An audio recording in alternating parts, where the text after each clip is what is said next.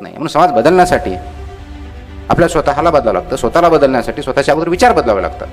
आणि ज्या दिशेने जायचं आहे, ज्या ध्येयाकडे आपल्याला जायचं आहे, त्या दिशेचे विचार स्वतः करावे लागतात, बदलावे लागतात. मग ते विचार आचरणात आणावे लागतात.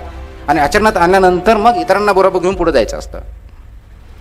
मग ज्यावेळेस मला जिंकायचं म्हणतो म्हणजे काय, तर मला जिंकायचं म्हणजे दुसऱ्याच्या विरुद्ध जिंकायचं नाही, इतरांच्या कंपॅरिझनमध्ये जिंकायचं नाही.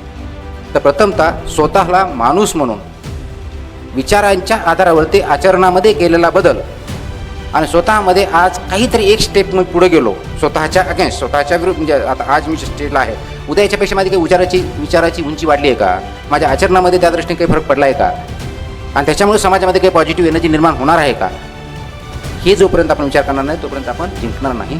म्हणून तुम्हाला जिंकायचं असेल, मला जिंकायचं असेल, समाजाला एकत्र जिंकायचं असेल, तर प्रथमतः आपण स्वतःच्या विचारावरती जिंकायचा प्रयत्न करा.